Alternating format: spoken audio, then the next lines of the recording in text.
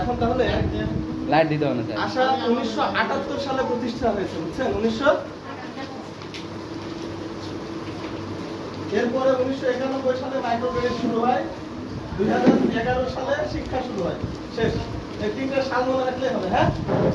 আচ্ছা, শিক্ষা সেবিকা হিসেবে আপনাদেরকে দুই ধরনের কাজ করতে হয়, একটা হচ্ছে একাডেমিক, একটা হচ্ছে প্রশাসনিক। একাডেমিক আর একটা হচ্ছে, এগুলো কিন্তু নোট নেবেন, হ্যাঁ? কালকে শেষে কিছু প্রশ্ন করা হবে ইনশাআল্লাহ। আজকে যেমন প্রশ্ন করলাম, পুরো প্রশিক্ষণ শেষে কিছু প্রশ্ন দিব বোর্ডে, উত্তর লিখে তারপর আবার খাতা জমা দিয়ে যাবেন। প্রশাসনিক কাজ, প্রশাসনিক কাজ বলতে যেই কাজগুলো করলে আপনার নথি, অর্থাৎ হাজিরা, তারপরে ছুটি নেওয়া, তারপরে বেতন বা স্যালারি নেওয়া, বেতন তোলা, হ্যাঁ, অভিভাবক সভায় সবার স্বাক্ষর নেওয়া, আয়োজন করা, সঠিক সময় শুরু করা, সঠিক সময় শেষ করা, এই সবগুলো হচ্ছে প্রশাসনিক কাজ। ঠিক আছে? বুঝতে পারছেন? একটু আওয়াজ করতে হবে, না বুঝতে পারলে কথা বলবেন। আমার ভাষা কিন্তু আবার একটু কেমন জানেন, কিছু কিছু রাজশাহী, বুঝতে পারছেন? কিছু কিছু রাজশাহী, কিছু কিছু ভালো। আচ্ছা, কখনো যদি মনে হয় এই শব্দটা বুঝতে পারছেন আমাকে বলবেন, হ্যাঁ? প্রশাসনিক কাজটা হচ্ছে যেই কাজগুলোতে আমরা মূলত ছুটি নেওয়া, নিয়োগ পাওয়া, নিয়োগ নবায়ন করা, তারপরে হচ্ছে শিক্ষার্থীদেরকে ভর্তি করা, এই বিষয়গুলো বুঝি। এই প্রশাসনিক কাজগুলোর জন্য আপনাদেরকে দেখতে হবে ম্যানেজার ডিএম এর মাধ্যমে আরএম, ঠিক আছে? এর উপরে আপনাদের সাথে যোগাযোগ করার সুযোগ নাই, ডিএম আরএম। আর সরাসরি এই দুই ক্ষেত্রে আপনাদের তদারককারী হচ্ছে এডুকেশন সুপারভাইজার আমসালে, ঠিক আছে?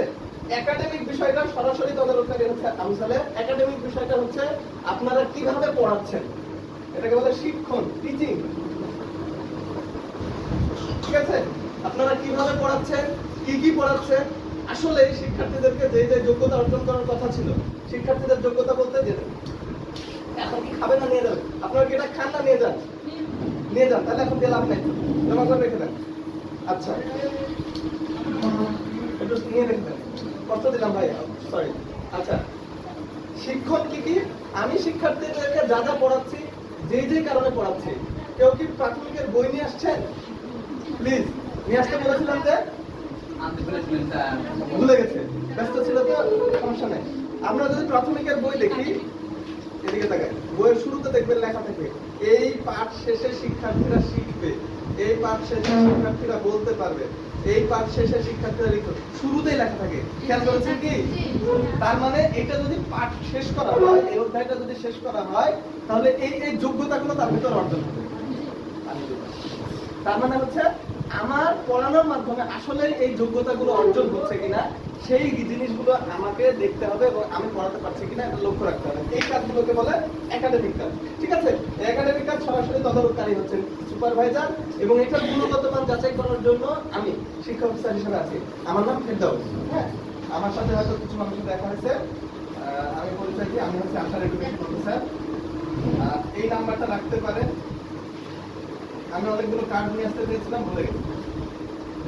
এটা আমার ফোন নাম্বার, এটাতে হোয়াটসঅ্যাপে আমাকে নক দিলে পাবেন, আপনার ফোনে সবসময় থাকে, হ্যাঁ? আচ্ছা, একাডেমিক প্রশাসনিক কাজ বুঝতে পেরেছেন? বুঝলেন? বুঝতে পারলে ভালো, না বুঝতে পারলে আরো ভালো। আমরা পরে টিস্যু চলে যাবো, টিস্যু দেন অথবা কোনো, ক্লিয়ার? বুঝতে পেরেছি? আশা প্রতিষ্ঠা হয়েছে কত সালে?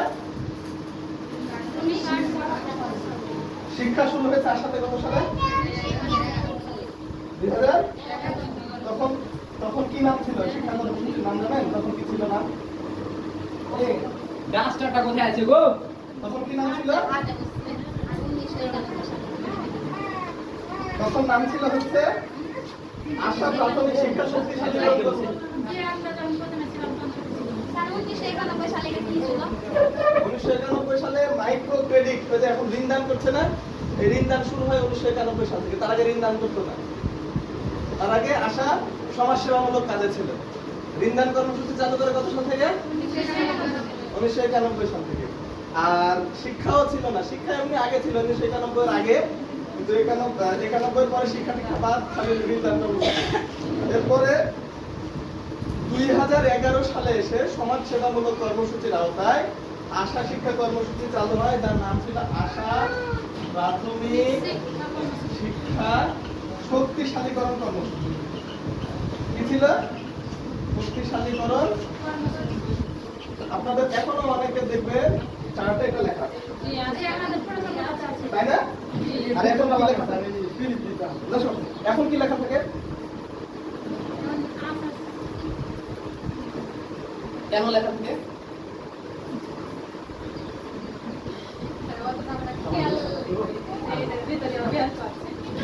আগে ছিল আশা প্রাথমিক শিক্ষা শক্তিশালীকরণ কর্মসূচি, এখন এটা চেঞ্জ হয়ে হয়েছে আশা শিক্ষা কর্মসূচি, তাই না?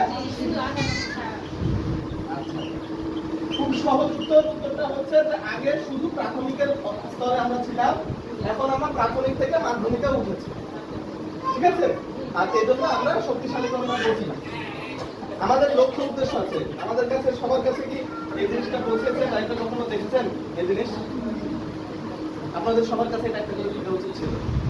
আমার প্রথমে যে নাম্বারটা দিলাম ওটা হোয়াটসঅ্যাপ আছে, এবার সফট কপি আছে, মানে ছবি তোলা আছে, আমাদের যদি নক দেন আপনাদের সবাইকে এটা দিতে পারবো।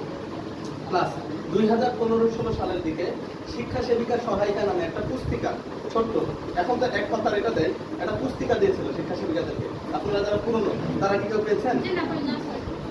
ওটার সফট কপি, মানে আমিও তো তখন ছিলাম না, ওটা একজনের কাছে দেখেছি যে মোবাইলে ছবি তুলে পিডিএফ করে ফেলেছি, ওটা আমার কাছে আছে। আমাদের যদি ওই নাম্বারে নক দেন আপনাদেরকে দিতে পারবো। ওখানে কিছু কিছু যোগ্যতা, কিভাবে পড়াবো, শিক্ষার্থীদের কি কি প্রতিবন্ধকতা হয় আমরা একটু পরে একটু দেখাবো, ল্যাপটপে আছে, সেগুলো সুন্দরভাবে আছে, আপনারা হয়তো পড়তে পারবেন। আমরা আজকে শুরু করেছি ত্রৈমাসিক প্রশিক্ষণ, যেটা মূলত আপনাদের এই যে একাডেমিক যোগ্যতাটা, যেটাতে বাচ্চাদের শিক্ষণটা ভালো হয়, পড়ানোটা ভালো হয়, সেইটা কিভাবে আরো ভালো করা যায়, এজন্য আমাদের আজকে প্রশিক্ষণ। প্রশাসনিক মানে বিষয়টা জানানোর জন্য ম্যানেজার যে সেবিকা সভায় আপনাদের যেদিন স্যালারি দেয় সেদিন সেবিকা সভায় কোনো না কোনো কিছু বলে, মনে হয় খাবে, ঠান্ডা করে আসে। আমরা এরপরে চলে যাচ্ছি। আমাদের লক্ষ্য হচ্ছে একটা, কি লক্ষ্য? এটা যেহেতু পাননি বলতে পারছেন না, এখানে লেখা আছে, এটা দেওয়া উচিত ছিল, আবু সালাহ আসলে খেয়াল করবেন। আমাদের লক্ষ্য হচ্ছে প্রাথমিক ও মাধ্যমিক শিক্ষার মানোন্নয়ন এবং শিক্ষা ব্যবস্থাকে শক্তিশালী করা। প্রাথমিক ও মাধ্যমিক শিক্ষার মানোন্নয়ন এবং শিক্ষা ব্যবস্থাকে শক্তিশালী করা। প্রাথমিক ও মাধ্যমিক শিক্ষার মানোন্নয়ন। এই ডান্স করতে যাবেন না গো? আস্তে প্রাথমিক ও মাধ্যমিক শিক্ষার মানোন্নয়ন ও শিক্ষা ব্যবস্থাকে শক্তিশালী করা। এটা হচ্ছে কি আমাদের লক্ষ্য, হ্যাঁ? বুঝতে পেরেছেন? এই লক্ষ্যকে বাস্তবায়ন করানোর জন্য আমাদের 4টি উদ্দেশ্য আছে। কয়টি উদ্দেশ্য আছে? গোটাটা এখন বলছি না, আপনারা হুবহু লিখছেন, ওগুলো লেখার খুব খারাপ। 1 নম্বর উদ্দেশ্য হচ্ছে প্রাক প্রাথমিকের শিক্ষার্থীদেরকে প্রাথমিকের জন্য প্রস্তুত করা, ঠিক আছে? প্রাথমিকের জন্য প্রস্তুত করা, অর্থাৎ শিশু শ্রেণীতে যারা আছে তারা যাতে প্রাথমিক বিদ্যালয়ে প্রথম শ্রেণীতে ভর্তি হয়, বা প্রথম প্রাক প্রাথমিক যদি থাকেও আমরা এখানে যদি প্রাক প্রাথমিক পড়ানোর পরে প্রথম শ্রেণীতে ভালোভাবে পড়াশোনা করে, এই জন্য আমরা প্রস্তুত করি শিক্ষার্থীদেরকে প্রাক প্রাথমিকের জন্য করি, তৈরি করি বা প্রস্তুত করি, প্রাথমিকের জন্য প্রস্তুত করি। তারপরে ঝরে পড়া হ্রাস করা। 2 নম্বর পয়েন্ট একটু লেখা আছে এখানে সুন্দর করে, প্রাথমিক ও মাধ্যমিক পর্যায়ে শিক্ষার্থী ঝরে পড়া হ্রাস করা। ঝরে পড়া কি জিনিস বোঝেন? বলেন।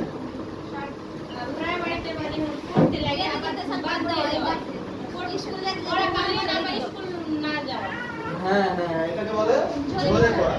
যেমন আম ধরেছে কুড়ি, কিন্তু পাকা আম হয়নি, তার আগে পড়ে গেছে, এটাকে ঝরে পড়া বলে না? শিক্ষার্থী ভর্তি হয়েছে, ঠিক আছে, কিন্তু কোনো কারণবশত কমপ্লিট করেনি, সেটাকে বলছে ঝরে পড়া। আর হ্রাস বানান করেন তো, হ্রাস মানে কি? কমানো, ঠিক আছে। ভর্তি হয় অনেকে কিন্তু শেষ করে না, তো তাদের এই জন্য হচ্ছে আমরা ঝরে পড়া হ্রাস করতে চাই, কমাতে চাই। ক্লিয়ার? আচ্ছা, ঠিক আছে। এবার আমরা 3 নম্বর আমাদের উদ্দেশ্য হচ্ছে যে বিদ্যালয়ের পাঠ আয়ত্তে সহায়তা করা। কি করা? এগুলো কি লেখা আছে? উপরেগুলো এখনো দেখা হয়নি? দেখা না হলে কিছু বলার নেই। প্রাথমিকে তারপর কি লিখছেন একটা টাইম প্রস্তুত করা, প্রাথমিকের জন্য প্রস্তুত করা। জন্য হ্যাঁ, প্রাথমিকে আমার লেখা স্পষ্ট হবে না। দ্রুত লিখছি তো পাঠ আয়ত্তে সহায়তা করা, হ্যাঁ? ঠিক আছে? মানে আমাকে যেই পড়াটা দিচ্ছে বিদ্যালয়ে, ওই পড়াটা যাতে আমি এখান থেকে কমপ্লিট করে দিতে পারি। এরকম আমরা একটা সহযোগিতা দিচ্ছি। আর 4 নাম্বারটা হচ্ছে গুণগত মান। গুণগত শিক্ষার সুযোগ সৃষ্টি ও সবার জন্য উন্মুক্ত করা। গুণগত শিক্ষা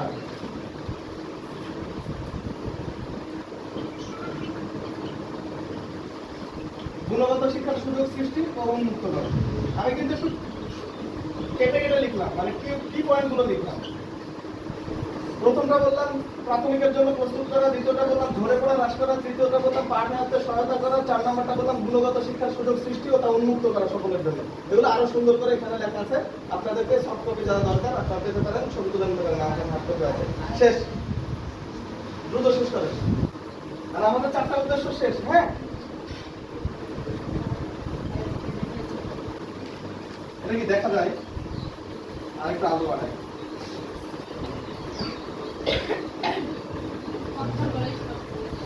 অক্ষরগুলো স্পষ্ট বোঝা যাচ্ছে না, তাই না? এরকম একটা বই দেওয়া হয়েছিল বগুড়া।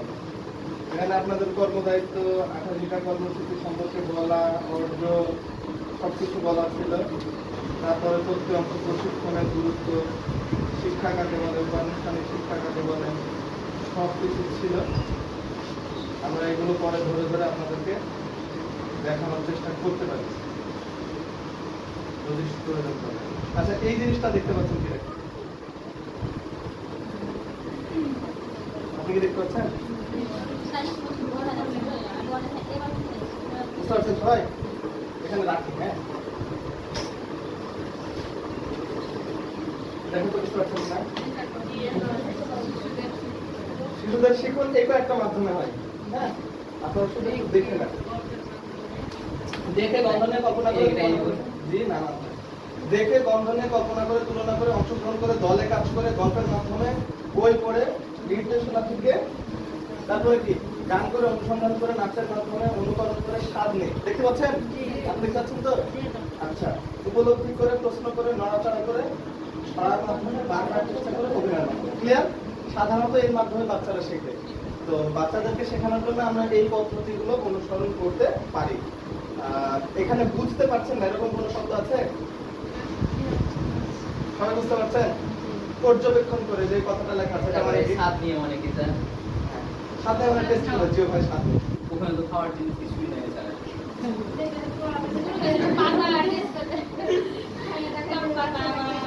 স্বাদ নিয়ে শেখে কোনটা ঝাল, কোনটা লবণ, লবণাক্ত। হ্যাঁ, তারপরে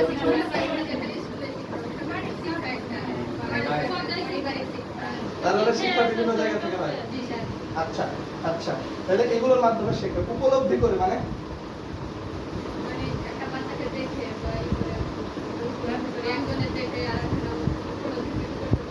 একটা উদাহরণ দেন দেখি, একটা উদাহরণ দেন। যেমন আমি আজকে ধরেন এত কিছু করার পরেও আজকে আমার লেট হলো, যে দিক দিয়ে আসার কথা ছিল সেই দিক দিয়ে আসলাম না, কারণ কি একটা ইয়ে হয়ে গেছে। তো আমার একটা উপলব্ধি হলো যে অচেনা রাস্তায় কখনো তাড়াহুড়া করে যেতে নেই, চেনা রাস্তা দূর হলেও চেনা রাস্তায় যাওয়াটাই ভালো। বিশেষ করে সময় যদি বাধা থাকে, মানে অমুক সময়ের মধ্যে যেতে হবে, তাহলে অচেনা রাস্তা আসলে যাইতে গেলে বেশি ভুল হয়। একটা উপলব্ধি, মানে আমি থেকে একটা বিষয় দেখে নিজে চিন্তা করে আমি এই জিনিসটা পাইলাম, মানে আমার একটা উপলব্ধি হলো, বুঝ হয়ে গেল। বুঝতে পেরেছেন? বাচ্চারাও দেখছে যে না, আমি খুব চেষ্টা করছি, এই কাদা রাস্তা দিয়ে গেলাম, আচ্ছা রেখে গেলাম, আচ্ছা কাদা রাস্তা দিয়ে যাওয়ার কারণে হয়তো কাদা পড়ে আমার এখানে গেছে। এটা হচ্ছে উপলব্ধি করা, দেখে বোঝা, পর্যবেক্ষণ। পর্যবেক্ষণও দেখে বোঝা, খুব ভালোভাবে দেখছে। আমি যেটা বললাম, পর্যবেক্ষণ মনোযোগ দিয়ে দেখে আমি একটা শেখার চেষ্টা করছি। আজকে কিন্তু আপনাদেরকে আমি পর্যবেক্ষণ করছি পুরোটা সময়, কালকে আজকে করবো যে আসলে কার কেমন আগ্রহ, কে কেমন, তাদের খাতাটা দেখবো, তারপর কে কেমন লিখছেন, এটা কিন্তু বোঝা হয়ে যাবে পর্যবেক্ষণের মাধ্যমে। ঠিক আছে?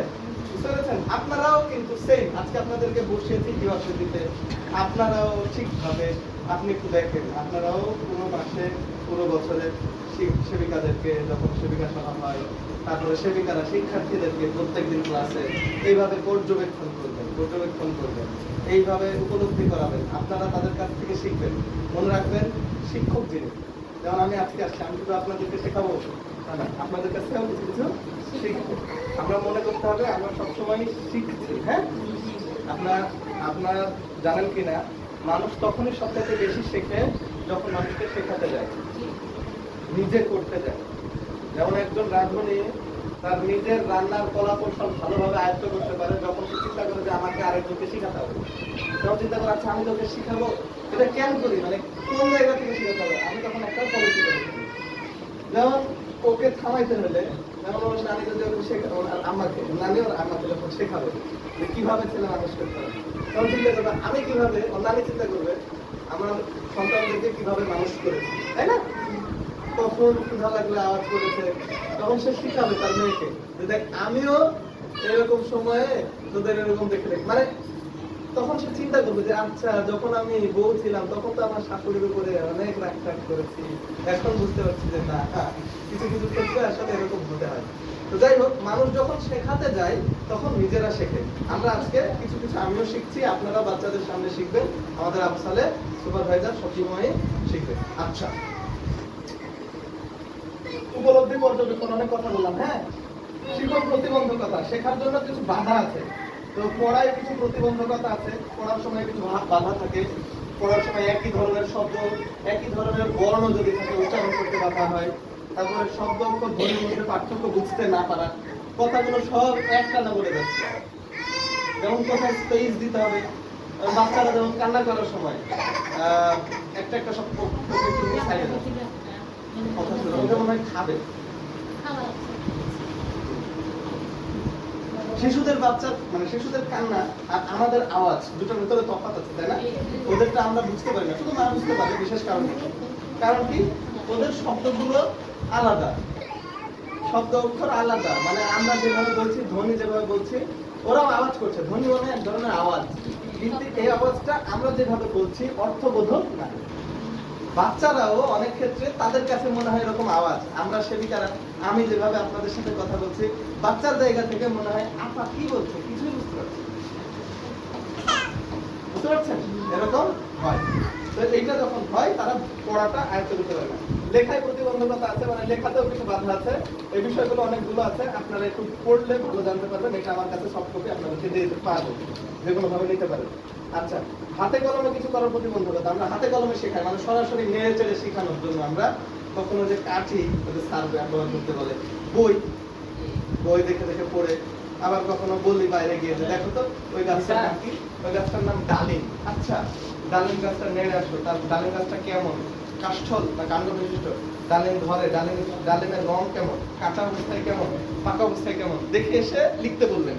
হ্যাঁ, এটা কিন্তু অন্তত হাতে কলমে, মানে সরাসরি নিজের সম্পৃক্ত থেকে, বুঝেছেন? যারা ধান গাছ লাগায়, কৃষি কাজ করে, তারাও কিন্তু শেখে, হাতে কলমে শেখে, স্কুলে গিয়ে শেখে না, সরাসরি শেখে। এটা হলো প্র্যাকটিক্যাল। আপনারা বাংলায় মানে বাংলাতে ইংরেজিটাই সহজে বলতেন, প্র্যাকটিক্যাল জিনিসটাই সহজে বলতেন, ব্যবহারিক মানে হাতে কলমে। হ্যাঁ, আচ্ছা, বাচ্চারা হাতে কলমে শেখার জন্য কিছু কিছু ক্ষেত্রে প্রতিবন্ধকতা কাজ করে, কারণ যদি শিক্ষার্থীর হাত পা নিজের নিয়ন্ত্রণে না থাকে। যেমন ওকে যদি এখন হাতে কলমে শেখাতে যায়, হবে না, ও কিন্তু সারা দিচ্ছে মাশাআল্লাহ। আচ্ছা, কারণ কি, ও নিজের নিয়ন্ত্রণ নাই হাত এবং পায়ের উপর। আমাদের অনেক শিক্ষার্থী এরকম থাকে, কিছু প্রতিবন্ধকতা থাকে, নিজেদের শারীরিক প্রতিবন্ধকতা, বৌদ্ধিক প্রতিবন্ধকতা থাকে। হ্যাঁ, আচ্ছা, এই বিষয়গুলো আমরা এই জায়গায় পড়লে অনেক কিছু জানতে পারবো। আমি এই জন্য চাচ্ছি আপনারা এটা পড়েন। মানুষ যদি পড়াশোনা না করে তাহলে মানুষের বুদ্ধিটা, ইভেন আমারও বুদ্ধি, আমি যদি পড়াশোনা নিয়মিত না করি, ইদানিং অনেক কমে যাচ্ছে আশাদের প্রতি, এই জন্য আমার কথাবার্তা হয়তো একটু অবস্থান।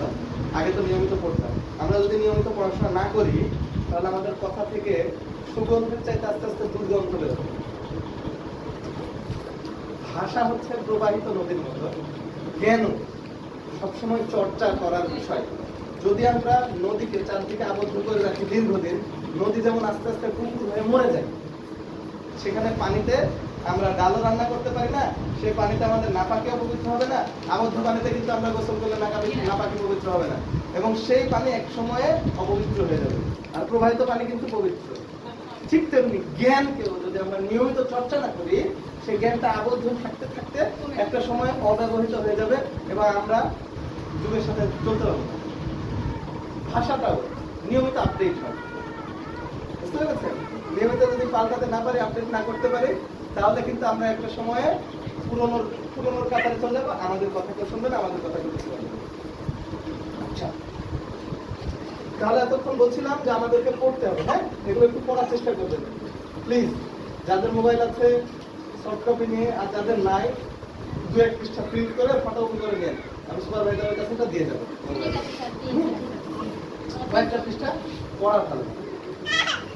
শিখন শেখানো পদ্ধতি, আমরা বললাম না যে শিক্ষণ কিভাবে বাচ্চাদেরকে শেখাবো, কয়েকটা পদ্ধতি আছে। একটা পদ্ধতি হচ্ছে আলোচনা পদ্ধতি। এই যে আমি আপনাদেরকে বক বক বক বক বক বক করছি আর আপনারা শুনছেন, এটাকে বলে আলোচনা পদ্ধতি। এটাকে বলে বক্তৃতা পদ্ধতি। এটাকে কি বলে? বক্তৃতা পদ্ধতি। বক্তৃতাতে বক্তা শুধু বকে আর শ্রোতা শুধু শোনে। আজকে আপনারা শুনছেন আর আমি শুধু বলছি, এটা হলো বক্তৃতা পদ্ধতি।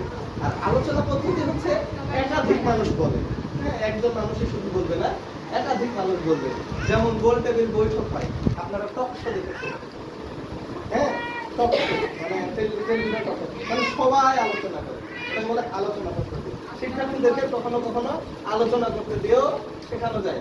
ওদের 2-3 জনকে বলে দিলেন যে তোমরা 2 জন আর তোমরা 2 জন মুখোমুখি বসো, যে তোমরা আলোচনা করে বের করো কিভাবে তীব্র গরমে আমাদেরকে সুস্থ রাখা যায়, কিভাবে তীব্র গরমে আমাদেরকে সুস্থ রাখা যায়। ওরা 4 জন আলোচনা করলো, বুঝবে না, এটা আপনারা তো বুঝবেন, আপনারা ছোটদেরকে ওভাবে দিবেন। মানে আমি আপাতত উদাহরণ পাচ্ছি না শুধু, হ্যাঁ, ওদেরকে দিতে পারেন এরকম যে ছোট তো আচ্ছা, আমরা তো বিদ্যালয়ে যাই প্রতিদিন, কিভাবে বিদ্যালয়ে গেলে আমরা সঠিক সময় পৌঁছাতে পারবো, খুবই সোজা, মানে আমরা ঠিক টাইমে কিভাবে বিদ্যালয়ে যাইতে পারবো এটা আলোচনা করতে হবে। ওরা হয়তো নিজেরা আলোচনা করে বের করলো যে আমরা যদি সকালবেলা ঘুম থেকে আগে আগে উঠি এবং বাড়ি থেকে আগে আগে বের হই তাহলে ঠিক সময় যেতে পারবো। আরেকজন বললো যে হ্যাঁ, ঠিক সময় যাওয়ার জন্য আমাদেরকে আগে আগে খাওয়া দাওয়া ঠিক করে ফেলতে হবে। আরেকজন বললো হয়তো আমাদের পোশাক রেডি রাখতে হবে। আরেকজন বলছে যে হ্যাঁ, আমি সেদিন গেছিলাম, ঠিক বলেছি, যাওয়ার সময় দেখছি যে আমার ওখানে ছিয়া যে আমি আমার স্কুল থেকে ঘুরে এসেছি, যাইনি, রাস্তা থেকে ঘুরে এসেছি। তখন আমাদেরকে নিয়মিত যেতে হলে পোশাক, খাবার সব ঠিক রাখতে হবে, আগে আগে ঘুম থেকে উঠতে হবে, আবার আগের দিন হয়তো সঠিক সময় ঘুমাতে হবে। এইগুলো না বলতে পারবে না, কিন্তু যে আগে ওঠা, আগে খাওয়া, এই বিষয়গুলো বলতে পারবে। বাদ দেন, এত কঠিনও দিলেন না, আলোচনা করতে দিলেন যে এই অঙ্কটা 2 + 2 = 4 দেখাইছেন। এবার ওদেরকে অঙ্ক দিলেন 5 + 6, 5 + যে বললাম যে তোমরা এবার আলোচনা করে বাইর করো। এটা কিন্তু আপনি দেখাননি, ওদেরকে আলোচনা করে বাইর করতে বলেছেন। যেমন সরলের নিয়ম আপনাদেরকে শিখায় দিয়ে আপনাদের সবাইকে বলে দিলাম যে আপনারা আলোচনা করে এটা উত্তর বাইর করুন। এটা হলো আলোচনা পদ্ধতি। তারা যদি একসাথে করতেন, আলোচনা পদ্ধতিতে সাধারণত অঙ্ক দিতে হয় না। আলোচনা পদ্ধতিতে এরকম উত্তর দিতে হয়, এরকম প্রশ্ন দিতে হয় যেই প্রশ্নটার একটা উত্তর নয়, একাধিক উত্তর। ঠিক আছে? শুধুমাত্র মুখস্থ উত্তর যেটাতে, সেটাতে আলোচনা পদ্ধতি অত খাটে না। এবং গণিতে সাধারণত মুখস্থ। আচ্ছা, তারপরে হচ্ছে গল্প বলা পদ্ধতি। গল্প বলা পদ্ধতি সাধারণত ওদের কথা বলা, মুখের জড়তা কাটানোর জন্য ব্যবহার করা হয়। যে আসো তো, সামনে কিছু বলো, এই ঈদে কোথায় কোথায় গেলা, কি কি খাইলা, সামনে এসে বলো। এই গল্প বললে কথা বলার একটা গুণ দরকার। হ্যাঁ, পর্যবেক্ষণ পদ্ধতি। আপনারা পুরোটা সময় আজকে আমাকে দেখবেন, আজকে এবং কালকে দেখবেন। আপনাদের খাতা তো কালকে নিব। একটা প্রশ্ন এরকম থাকবে, একটা প্রশ্ন লিখ করে দিচ্ছি। প্রশ্নটা হচ্ছে এই যে এডুকেশন অফিসার মানে আমি পড়ানোর ক্ষেত্রে কোন কোন দিকটা ভালো লেগেছে আর কোন কোন দিকটা খারাপ লেগেছে। তার মানে আপনারা জানছেন, আবার পর্যবেক্ষণ করছেন। এই প্রশ্ন কিন্তু কালকে দিব। এবার আপনারা লিখবেন এই প্রশ্নের উত্তর যে আমার এই দিকটা ভালো লেগেছে, এই দিকটা খারাপ লেগেছে। তার মানে কি আপনারা পর্যবেক্ষণ করছেন বলে তো এটার উত্তর লিখতে পারবেন। বাচ্চারাও অনেক ক্ষেত্রে এরকম প্রশ্ন থাকে, বড় হলে থাকে, বাচ্চাদের এরকম দেয় পড়া পড়াচ্ছে শব্দ দূষণ, তারপরে বলছে যে তোমার বাসার পাশের শব্দ দূষণ কিভাবে রোধ করবে, কিন্তু তোমার আপনাকে পড়াচ্ছে যে রাস্তাঘাটের শব্দ দূষণ।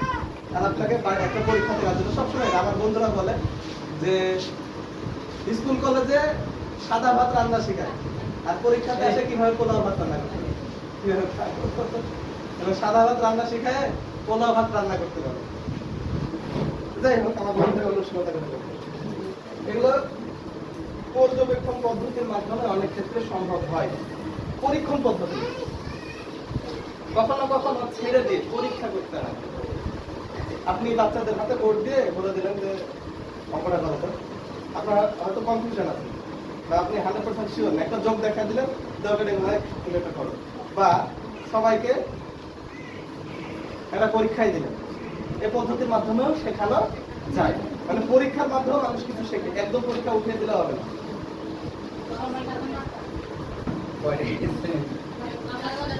প্রদর্শন পদ্ধতি, প্রদর্শন পদ্ধতি মানে দেখায়, এটা আপনাদেরকে শুধু দেখালাম, ধরেন একটা ভিডিও দেখালাম বা এটা শুধু দেখালাম, আমি অত বেশি কথা বললাম, এভাবেও শেখানো যায়।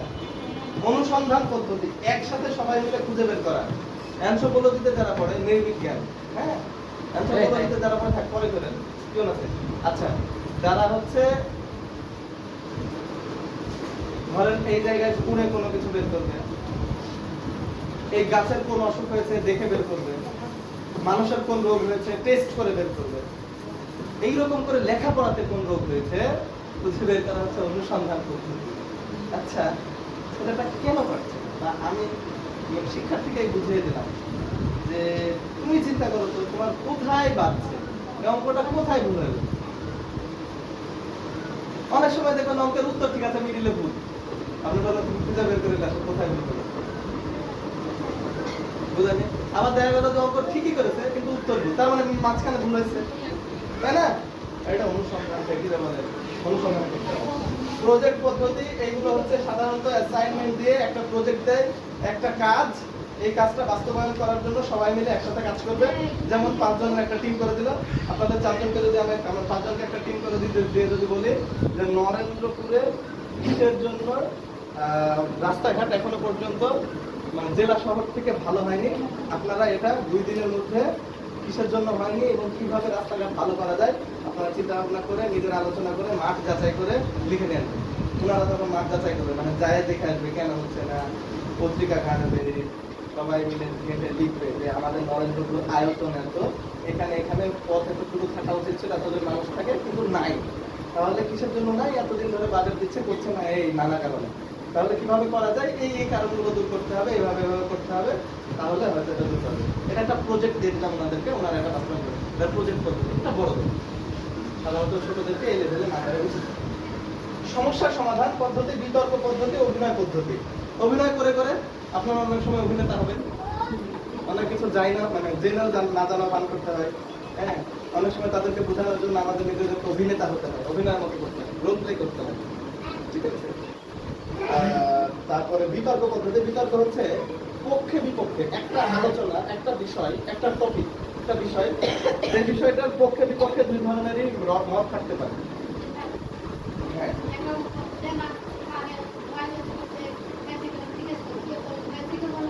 হ্যাঁ, যারা যারা হয়েছে তারা এক পক্ষে যুক্তি দিবে, যারা যারা হয়নি তারা আরেক পক্ষে যুক্তি দিবে, এটার মাধ্যমে অনেক কিছু শেখে। এই বিতর্ক পদ্ধতির মাধ্যমেও শেখা যায়। সমস্যা সমাধান পদ্ধতি, একটা সমস্যা দিয়ে সেই সমাধানটা করা, সমস্যাটা ওই যে যেরকম প্রজেক্ট করলাম রাস্তাঘাট হচ্ছে না এরকম ভাবে, ওটাও একটা সমস্যা, সমস্যা দিয়ে দিলাম ক্লাসের মধ্যেই সবাই মিলে সমাধান করলাম একসাথে। জোড়াই কাজ, বর্ণনামূলক পদ্ধতি, দলের কাজ, ব্রেইনস্টর্মিং, ব্রেইনস্টর্মিং মানে মস্তিষ্কে ঝড়, যে বিষয়টা আমি মাথায় চিন্তা করছি এবং মাথায় সবাই মিলে আমরা একটা ধরেন বিষয় দিলাম যে শিক্ষার্থী কম আসে, আপনাদের জন্য এটা আমার বাচ্চাদের জন্য, শিক্ষার্থী উপস্থিতি কম,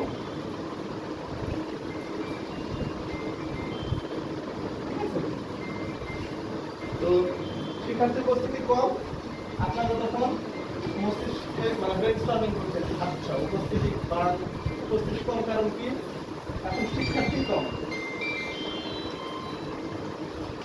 তারপরে ঝড় হয়েছে, গরমের ফ্যান নেই।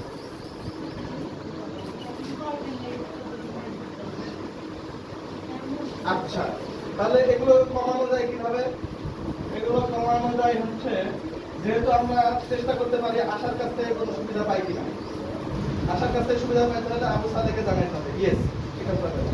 আবু সালেহকে জানাইলেন, আবু সালেহকে জানাই দেখছেন যে না, আশার কাছ থেকে কিছু পাওয়া যাবে না, আশা কিছুই দিবে না, তাহলে এটা বন্ধ। তাহলে এখন উপায় নিজেকে করতে হবে কিছু। নিজে কি কি করা যায়? নিজে আমার সামর্থ্য যতটুকু আছে। আচ্ছা, আমি কি ফ্যান দিতে পারবো? না। ফ্যান যদি দিতে পারি, লাগাবো। আচ্ছা, যদি না দিতে পারি তাহলে ফ্যান বাদ। আমরা এখান থেকে চলে যাবো হচ্ছে আমাদের আশপাশের ঠান্ডা পরিবেশ কোথায়। আমি কিন্তু এটার মাধ্যমে অনেক কিছু সিস্টেমে বলেও দিচ্ছি, বুঝছেন? ঠান্ডা কোথায়? ঠান্ডা হচ্ছে সাধারণত বাগানে পাওয়া যায়। হ্যাঁ, তাহলে দেখা যায় যে পোড়াই অথবা হচ্ছে মেহগনির বাগানে, মেহগনি বা আম বাগান আপনাদের এখানে বাগানে, হ্যাঁ গুড, বাগানে যদি আমরা পড়াই তাহলে বাচ্চারা ঠান্ডা থাকবে এবং তারা খেলতেও পারবে, পরিবেশটাও ভালো থাকবে। তাহলে আমরা ওই জায়গায় পড়ার ব্যবস্থা করতে পারি। ঠিক আছে? এই যে একটা বিষয়কে নিয়ে নানানভাবে চিন্তা ভাবনা করা, এগুলোকে বলে ব্রেইনস্টর্মিং। সব দিকটা দাবা খেলার চাল। হ্যাঁ স্যার, আরো বিষয় কিছু আছে, প্রত্যেকটা পদ্ধতি এখানে ব্যাখ্যা করা আছে। আপনারা এটা ফটোকপি করে নিন বা বিভিন্ন ভাবে পড়ে নিন। হ্যাঁ, আচ্ছা, আমরা বিষয় ভিত্তিক ইয়েতে আলোচনায় চলে যাব। এইগুলো এটা একটু সাইডে রাখি, আপাতত দেখা দরকার নেই। এটা বুঝতে পেরে? হ্যাঁ, এতক্ষণ পর্যন্ত আমরা দেখলাম হচ্ছে আশা শিক্ষা কর্মসূচি সম্পর্কে জানলাম, আশা সম্পর্কে খুবই অল্প বললাম। আপনাদের খাতা পড়া হবে কালকে আরো একটু বলতে পারি। আপনাদের কাজ আমি হালকা একটু বোঝানোর চেষ্টা করেছি। আর হচ্ছে শিক্ষক হিসেবে কিভাবে কোন পদ্ধতিতে শেখানো যায় কয়েকটা পদ্ধতি দেখালাম। শিক্ষার্থীরা কিভাবে শেখে সেগুলো দেখালাম। আশা শিক্ষা কর্মসূচির লক্ষ্য উদ্দেশ্য বললাম। কিছু কিছু বাধা, কোন কোন বাধার কারণে শিক্ষার্থীরা শিখতে পারে না, এই বিষয়টা এতটুকু তো হালকা হালকা মনে আছে, তাই না? এবার আমরা বিষয় ভিত্তিক আলোচনায় চলে যাব। আমরা সাধারণত কয়টা বিষয় পড়াই শিক্ষক থেকে দিতে হবে? কি বিষয় পড়াই?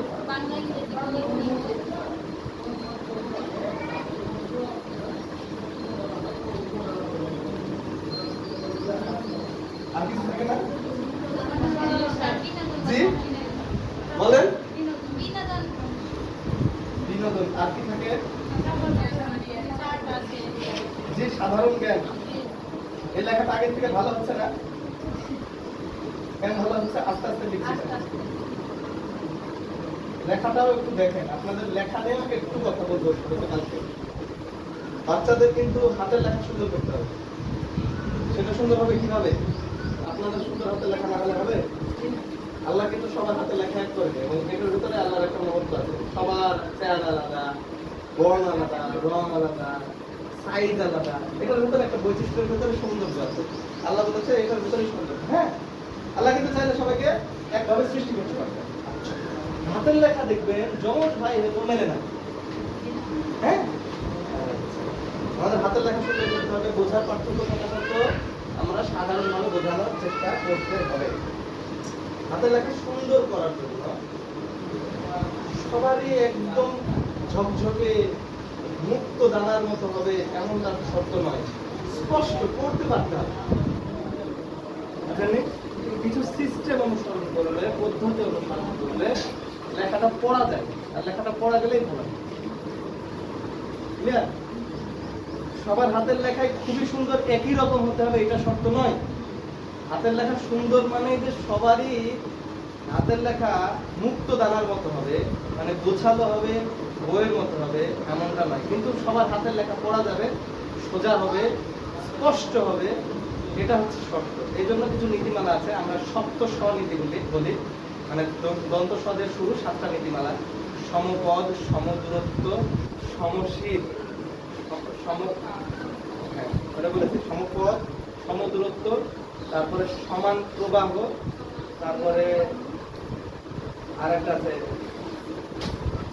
আরো কয়েকটা আছে। আমি সাতটা, মানে মূলত সাতটা, এই সাতটায় আমি দেখাবো না। হ্যাঁ, আপাতত এখন একটু আসছে। আপনাদের মনে হয় ট্রেনিংও হয়েছে। ক্লাস বাচ্চাদেরকে যখন বোর্ডে কোনো কিছু দেখাবেন, আমি আজকে যখন লিখছি কিভাবে লিখছি দেখছেন? এভাবে লিখছি, লিখছি হচ্ছে এইভাবে না, মানে আমার পুরো লেখাটা যাতে আপনি দেখতে পান কোথা থেকে শুরু করছি, কোথা থেকে শুরু করছি। এই যে প্রবাহটা দেখানো বাচ্চাদেরকে দেখানো, মানে আপনি যেটা করছেন, আপনি যেটা পড়ছেন, আপনি যেটা লিখছেন, সেটা যে বাচ্চারা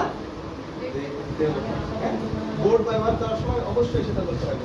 আমি কিন্তু বোর্ডে ছোট করে লিখছি না, এভাবে লিখছি না। এভাবে লিখলে আপনারা দেখতে পাবেন, দেখতে পাবেন।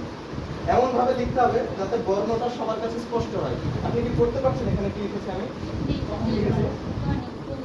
আপনি বলেন তো, সবুজ বিটা এটা কি লিখেছি? সাধারণ। এই যে পড়তে পারবেন, আমরা সাধারণত এই কয়েকটা বিষয় আমাদের শিশু থেকে দ্বিতীয় শ্রেণীর ক্লাসে ভাইকে নিয়ে যান, বোনকে নিয়ে যান, বোনকে নিয়ে গেলে এগুলো তো জানতে হবে। আচ্ছা, ভাই মেরে নিয়ে চলে আসতে হবে। আচ্ছা শোনেন, শিশু থেকে দ্বিতীয় শ্রেণী আমরা এই কয়েকটা বিষয় করি। হ্যাঁ,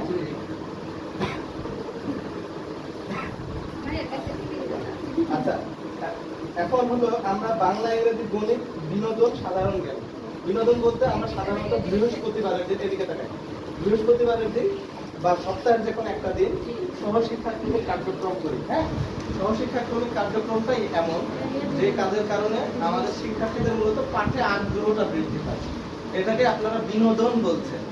হ্যাঁ, একটা অনুষ্ঠান হয় বিনোদনমূলক ম্যাগাজিন অনুষ্ঠান, বিটিভিতে এখনো হয়, যেটাতে অনেক কিছু শিক্ষণীয় আছে। সবার আছে? আচ্ছা, তা আমাদের মূলত শিক্ষার্থীদের যে বিনোদনমূলক কাজ হবে বা সহশিক্ষাক্রমিক কাজ হবে, সেটাতেও মূলত চিন্তা থাকবে কিসের? তার মাধ্যমে যাতে শিক্ষার্থী শিখতে পারে। বুঝতে পেরেছেন? আচ্ছা, আমরা আপাতত একটু বাংলা নিয়ে আলোচনা করি। হ্যাঁ, নিজে পড়া একরকম, পড়ানোটা আরেক রকম। নিজে পড়া একরকম, পড়ানোটা আরেক রকম। আমি কিন্তু আপনাদেরকে সব বিষয় যোগ কিভাবে করবো এটা বলবো না, যোগ কিভাবে পড়াবো এইটা ইংরেজি কিভাবে পড়ানো গেলে ভালো হয় সেটা বলবো। তবে ইংরেজির সাথে আজকে এখন একটু বাংলা নিয়ে বলবো, তো এটার সাথে কিছু কিছু মিলে যাবে। দুটাই ভাষা তো, বাংলা একটা ভাষা, ইংরেজি একটা ভাষা, কিছু কিছু মিলে যাবে।